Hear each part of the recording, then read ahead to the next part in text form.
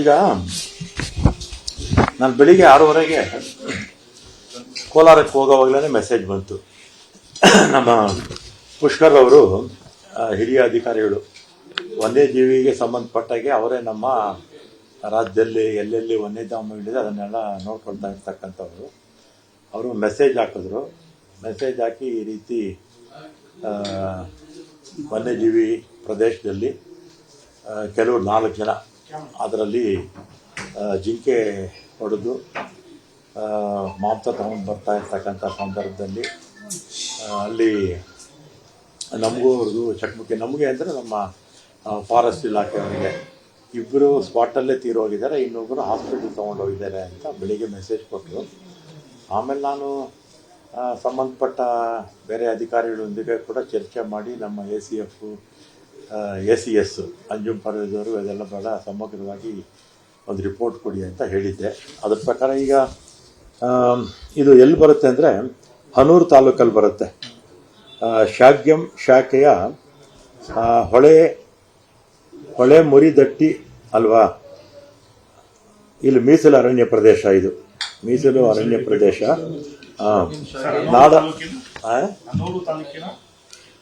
ಹನೂರು ತಾಲೂಕು ಶಾಗ್ಯಂ ಶಾಖೆಯ ಹೊಳೆ ಮುರಿದಟ್ಟಿ ಗಸ್ತಿನ ಚಿಕ್ಕನಲ್ಲೂರು ಮೀಸಲು ಅರಣ್ಯ ಪ್ರದೇಶ.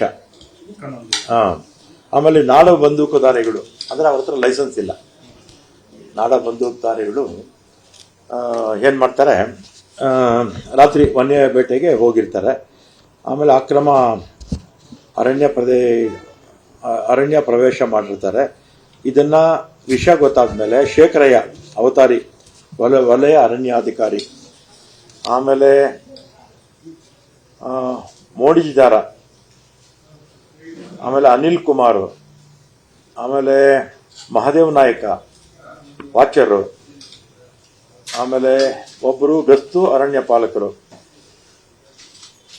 ಇದು ಎಲ್ಲೆಮಾಳ ಡಿ ಲೈನ್ ಮಾರ್ಗದ ಹಳೆಯತ್ತೂರಿನಂತ ಅರಣ್ಯ ಪ್ರದೇಶದಲ್ಲಿ ಕಾಲುದಾರಿಯಲ್ಲಿ ವೀಕ್ಷಿಸುತ್ತಿದ್ದು ಮತ್ತೊಂದು ತಂಡ ಇಲಾಖಾ ವಾಹನದಲ್ಲಿ ರೋಹಿತ್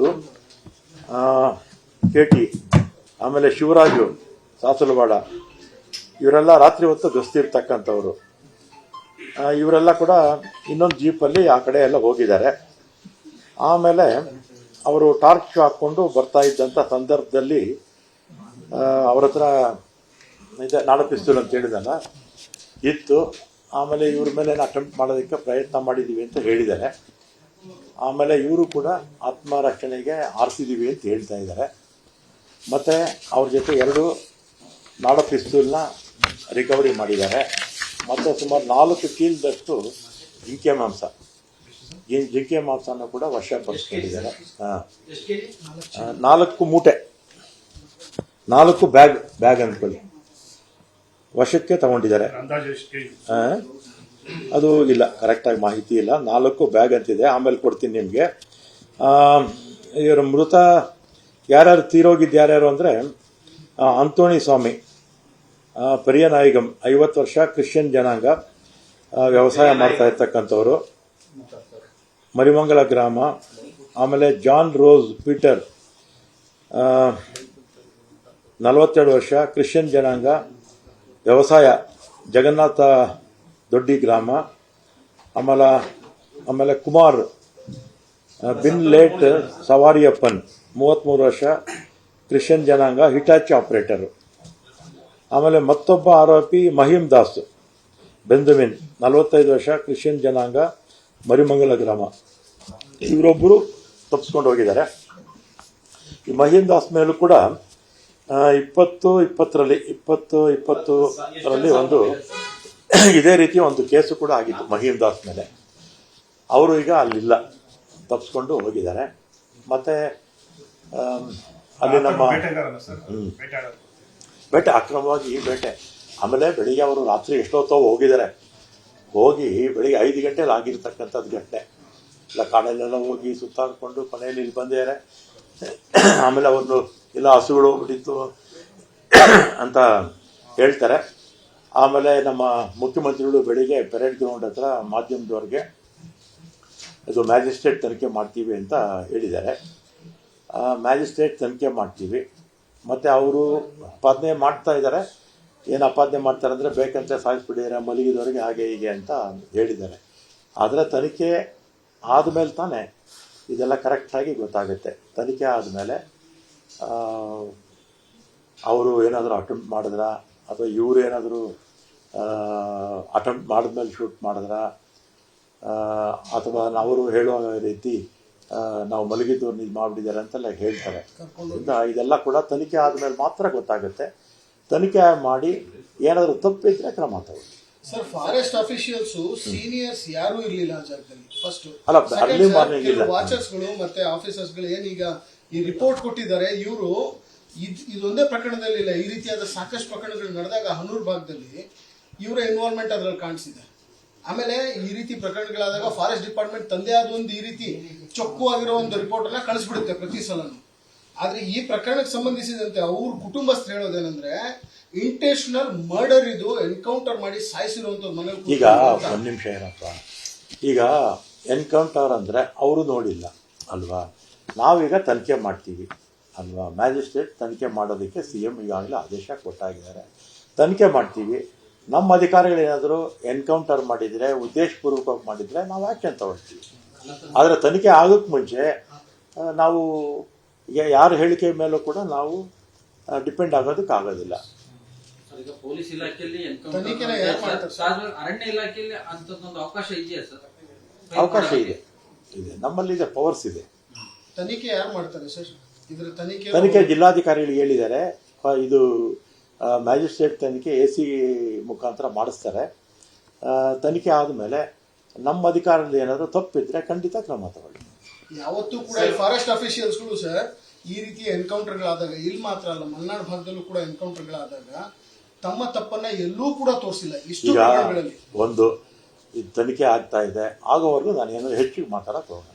ಸರಿ, ಅವ್ರಿಗೆ ಶೂಟ್ ಮಾಡಿರೋದ್ರ ಬಗ್ಗೆ ಈಗ ಸಾಕಷ್ಟು ಅನುಮಾನ ಇದೆ. ಅದಕ್ಕೆ ಅದನ್ನೇ ತನಿಖೆ ಮಾಡ್ತಾ ಇನ್ನೊಂದು ಅದನ್ನೇ ತನಿಖೆ ಮಾಡ್ತೀವಿ. ಉದ್ದೇಶಪೂರ್ವಕವಾಗಿ ಮಾಡಿದಾರಾ, ನಿಜವಾಗ್ಲೂ ಶೂಟ್ ಮಾಡಿದಾರಾ, ಅವ್ರು ಏನು ಹೇಳಿದ್ದಾರೆ ಅದನ್ನು ಪರಿಗಣಿಸ್ತೀವಿ. ಆಮೇಲೆ ಪೋಸ್ಟ್ ಮಾರ್ಟಮ್ ಮಾಡ್ತಾರೆ. ಪೋಸ್ಟ್ ಮಾರ್ಟಮ್ ಮಾಡಿದಾಗ ಎಲ್ಲ ಗೊತ್ತಾಗುತ್ತೆ. ಪೋಸ್ಟ್ ಮಾರ್ಟಮ್ ಮಾಡಿದಾಗ ಎಲ್ಲ ಮಾಹಿತಿ ಸಿಗುತ್ತೆ. ಮಾಹಿತಿ ಸಿಕ್ಕಿದ ಮೇಲೆ ತಪ್ಪು ಮಾಡಿದ್ರೆ ಕ್ರಮ ತಗೊಳ್ತೀವಿ.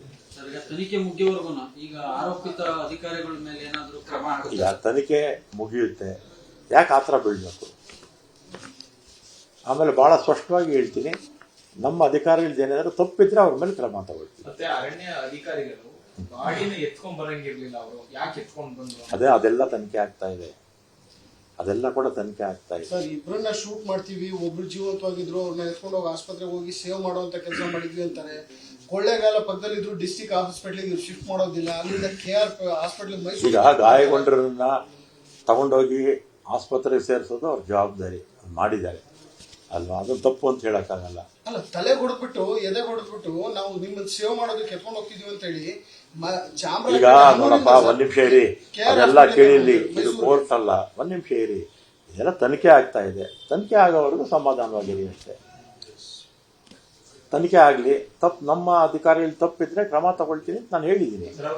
ತನಿಖೆ ಆಗೋವರೆಗೂ ವೈಟ್ ಮಾಡ್ತಾರೆ. ಸ್ಥಳೀಯರು ಏನ್ ಹೇಳ್ತಿದ್ದಾರೆ ಅಂದ್ರೆ ಅರಣ್ಯ ಇಲಾಖೆಯ ಸಚಿವರು ಬರಬೇಕು, ಈ ನಮ್ಗೆ ಅವರೇ ಬರ್ಬೇಕು, ನಾವಿಲ್ಲಿ ಇಲ್ಲವ್ರು ಯಾವ ಅರಣ್ಯ ಅಧಿಕಾರಿಗಳ ನಾವು ಮಾತಾಡ ಅಧಿಕಾರಿಗಳೆಲ್ಲ ನಮ್ಮ ಪುಟ್ಟರಂಗ ಶೆಟ್ಟರು ಮಾನ್ಯ ಜಿಲ್ಲಾ ಉಸ್ತುವಾರಿ ಸಚಿವರು ಅಲ್ಲಿಗೆ ಹೋಗ್ತಾ ಇದ್ದಾರೆ. ನಮ್ಮ DC ಹೋಗ್ತಾ ಇದ್ದಾರೆ. ಮತ್ತೆ ಪರಿಹಾರ ಘೋಷಣೆ ಮಾಡಬೇಕು ಅಂತ ಮಾತಾಡ್ತೀನಿ. ಈಗ ಒಂದ್ ನಿಮಿಷ, ಈಗ ತನಿಖೆ ಆಗ್ಲಿ, ತನಿಖೆ ಆಗೋವರೆಗೂ ಸ್ವಲ್ಪ ನೀವು ಸಮಾಧಾನವಾಗಿರ್ರಿ. ತನಿಖೆ ಆಗಲಿ. ಈಗ ಆತ್ಮರಕ್ಷಣೆಗೆ ಮಾಡಬಹುದು, ಆತ್ಮರಕ್ಷಣೆ ಮಾಡಿ. ಅದೊಂದು ವರ್ಡ್ ಬಹಳ ಜನರಲ್ಲಿ ಕಾಪಾಡ್ತಾರೆ. ಪೊಲೀಸ್ ಆಫೀಸರ್ಸ್ಗಳನ್ನ, ಫಾರೆಸ್ಟ್ ಆಫೀಸರ್ಸ್ಗಳನ್ನ ಹೊಡೆದು ಬಿಸಾಕ್ಬಿಡೋದು ಆತ್ಮರಕ್ಷಣೆ ಅಂತ ಹೇಳೋದು. ಎನ್ಕ್ವೈರಿ ಮಾಡಿಸಿ ಸರ್ ಸ್ಟ್ರಿಕ್ಟ್ ಆಗಿ. ಯಾಕಂದ್ರೆ ಫಾರೆಸ್ಟ್ ಆಫೀಸರ್ಸ್ಗಳ ಮೇಲೆ ಇಲ್ಲಿವರೆಗೂ ಯಾವ್ದು ಇದಾಗಿಲ್ಲ. ಸ್ವಲ್ಪ ರಿಪೋರ್ಟ್ ಬರಲಿ, ವೇಟ್ ಮಾಡಿ. ಬೆಂಗಳೂರಲ್ಲಿ ಕೆಲವು ಉಗ್ರಗಾಮಿಗಳು ಸಿಕ್ಕಿದ್ದಾರೆ ಜಿಗಣಿಯಲ್ಲಿ. ನಾನು ನೇರವಾಗಿ ಕೋಲಾರಿಂದ ಬಂದೆ, ಕೋಲಾರ್ಗೆ ಹೋಗಿದ್ದೆ. ಕೋಲಾರಿಂದ ನೇರವಾಗಿ ಬಂದೆ. ಬೆಂಗಳೂರು ಮಾಹಿತಿ ನನಗೆ, ಆ ಉಗ್ರಗಾಮಿಗಳ ವಿಚಾರ ನನಗೆ ಗೊತ್ತಿಲ್ಲ. ಅದರ ಬಗ್ಗೆ ಏನೇನು ಇದ್ರೆ ಗೊತ್ತು, ಮಾಹಿತಿ ಎಲ್ಲ ಗೊತ್ತು. ನಾನು ಕೋಲಾರಲ್ಲಿ ಇದ್ದಾಗ್ಲೇನೆ ನಮ್ಮ ACCS ಅಂಜುಮ್ ಪರ್ವೇಜು, ನಮ್ಮ ಇವರು ಕುಮಾರ್, ಪುಷ್ಕರ್ ಎಲ್ಲ ಹೋಗಿ ಮಾಹಿತಿ ಕೊಟ್ಟರು, ಮಾತಾಡಿದ್ದಾರೆ, ಬಂದಿದ್ದಾರೆ. ನಾನು ಕೂಡ ಮಾತಾಡಿದೆ. ಸರ್, ಗಾಯಾಳು ಸ್ಥಿತಿ ಹೇಗಿದೆ? ಗಾಯಾಳು ಸ್ಥಿತಿ ಹೇಗಿದೆ? ಇಲ್ಲ, ಸತ್ತೋದು 3 ಜನ ಸತ್ತವರು. ಈ ಮಹೀಮ್ ದಾಸ್ ಮಾತ್ರ ತಪ್ಪಿಸ್ಕೊಂಡಿದ್ದಾರೆ. ನಿರ್ಭೀತ, ನಿಷ್ಪಕ್ಷಪಾತ, ವಿಶ್ವಾಸಾರ್ಹ ಸುದ್ದಿಗಳಿಗೆ ಮತ್ತೊಂದು ಹೆಸರಾಗಿರೋ ನ್ಯೂಸ್ 18 ಕನ್ನಡ ಈಗ ಆಪ್ನಲ್ಲೂ ಲಭ್ಯ ಇದೆ. ದಯವಿಟ್ಟು ಇಲ್ಲಿರೋ QR ಕೋಡ್ ಅನ್ನ ಸ್ಕ್ಯಾನ್ ಮಾಡಿಕೊಂಡು ಆಪ್ ಡೌನ್ಲೋಡ್ ಮಾಡೋದಕ್ಕೆ ಮರಿಬೇಡಿ. ನಿಮ್ಮ ಬೆಂಬಲ ಹೀಗೆ ಸದಾ ನಮ್ಮೊಂದಿಗಿರಲಿ. ಧನ್ಯವಾದ.